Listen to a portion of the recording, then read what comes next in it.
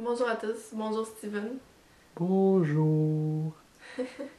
Bonjour tous les gens qui dans ce monde sont généreux.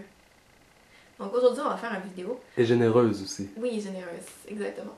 Donc on va partir du principe, du fait. Donc c'est quelque chose qu'on apprend en islam. Donc en islam on apprend que... Pouvez-vous nous dire ça Steven? C'est-tu la règle d'or? La fameuse règle d'or qui dit que fais pour ton Oui, frère ce que tu exactement. veux Ouais. que ton frère te fasse. Donc, Veux pour ton frère ce que tu ouais, voudrais pour toi-même. ouais. Donc c'est-à-dire que dans le fond, en islam justement, on n'est pas, on n'apprend pas d'être nombriliste et de vouloir justement notre plaisir à nous-mêmes, notre bonheur, notre... Non, on apprend que ce que tu voudrais justement pour toi, tu devrais justement le vouloir pour ta mère, ton frère, ton ami, ton voisin, la personne qui... Donc, alors, à partir de là, c'est justement que ton plaisir, je dirais qu'il va passer, quand tu vas avoir atteint ce stade, ton plaisir va passer après celui des autres. Vous savez, parfois, vous avez goûté à quelque chose ou encore vous avez expérimenté quelque chose et vous voulez absolument que les gens que vous aimez puissent vivre la même expérience parce que pour vous, vous avez aimé ça. Juste le fait de voir l'autre personne, par exemple, goûter telle chose que vous avez vraiment aimé, pour vous, ça vous fait plaisir. C'est comme si vous le mangiez donc en même temps que cette personne-là. Les parents, à un certain niveau, quand les parents ont des enfants, c'est comme ça que ça devient. La mère, souvent, va voir son enfant manger, puis elle aura pas... C'est comme si elle-même va manger.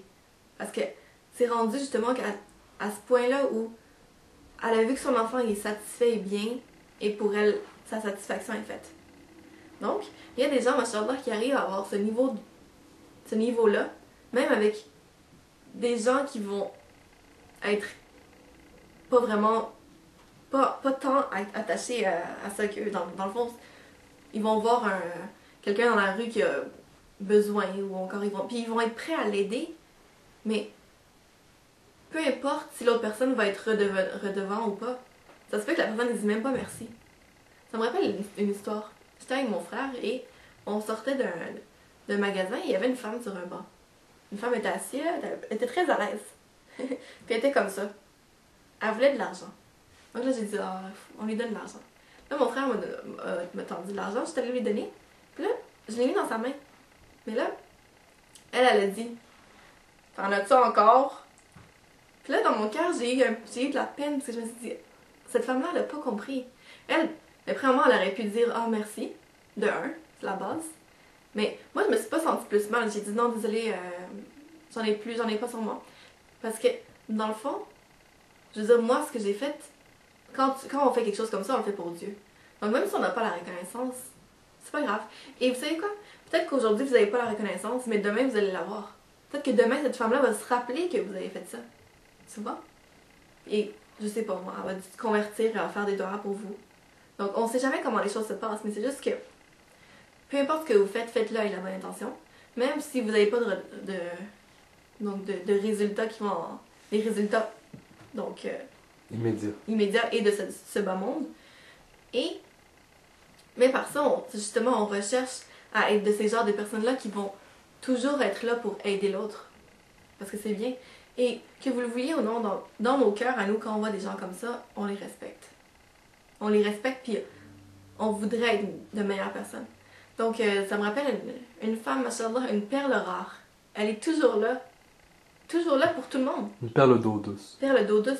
Machallah, je ne sais pas comment elle fait, parce que malgré tout, elle s'occupe de sa famille, de ses enfants et tout, mais est toujours un sourire, un beau sourire rayonnant sur son visage. Et donc, on réserve son nom pour la fin. C'est une femme accomplie. Une femme accomplie. Une femme qui a compris ce que beaucoup de gens n'ont pas compris. Tu peux pas la voir que ne pas sourire. Non, machallah, elle dégage de la bonne humeur, La bonté, de la joie. Oui, la joie, elle dégage le non-stress, tu vois. Ouais, exactement.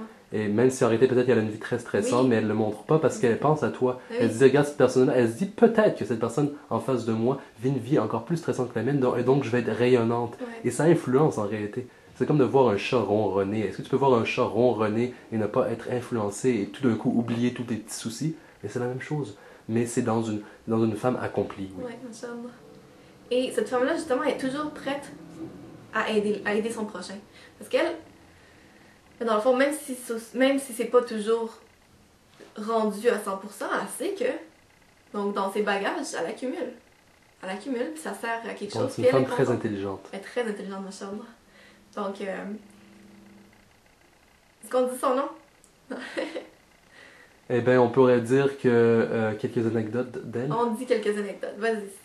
Euh, ben, je me rappelle une fois pogné sur la route, assez loin de sa maison, pogné sur la route avec un pneu crevé, pogné sur la route parce qu'on est en panne, pogné sur la route parce qu'on sait pas où aller. C'est noir, tout est noir et personne où aller parce que les gens sont froids, les gens sont négatifs, les gens sont obscurs la nuit, les gens veulent pas vous parler. Et surtout quand vous êtes supposément des... Ben oui, vous êtes des musulmans, là, il faut pas s'approcher des musulmans la nuit, supposément, sont ces gens. Et là, t'es tout seul sur le bord de la route, mais qu'est-ce que tu dis? Qui pourra venir à notre rescousse? Qui pourra venir nous secourir? Et un nom apparaît dans ta tête. Exactement, et c'est sur l'afficheur du téléphone cellulaire et on appelle pip pip pip pip pip pip. Et là, allô?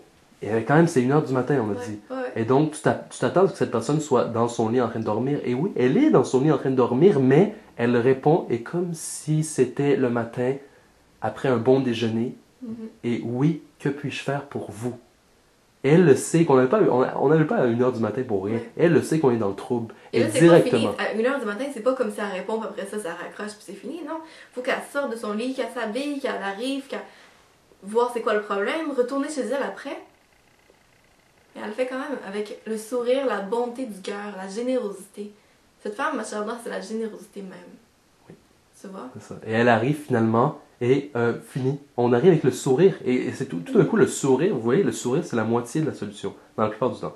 Parce qu'on arrive avec une attitude positive. Et alors, toutes les solutions sont tout d'un coup vraiment là dans l'air, et on les voit, et on les prend une par une, et c'est très très simple. La solution est très très simple quand on a le sourire. Et cette femme-là nous a donné le sourire alors qu'on était peut-être un peu plus maussade et penaud. Et la même chose aussi pour tous nos déménagements. Ça a toujours été là. Ouais. Toujours là pour essayer de consolider, de tenir les troupes et de dire c'est bon, on va y arriver. Puis c'est une vraie leader, ma chère. Ouais. Wow. Comme diraient les Français, c'est une leader. Leader. Oui, une leader. Ok. Donc, je dis qu'il devrait y avoir plus de gens comme ça, en commençant par nous, bien sûr. Oui. Parce que quand on veut changer le monde, ça commence par nous. On peut pas s'attendre à ce que justement tout le monde soit rayonnant et après ça se dire ok, moi aussi je vais m'y mettre. Non. Donc, Ah, peut-être que c'est elle qui l'appelle. Nommons cette femme. Habiba Gasmili, merci Merci. beaucoup.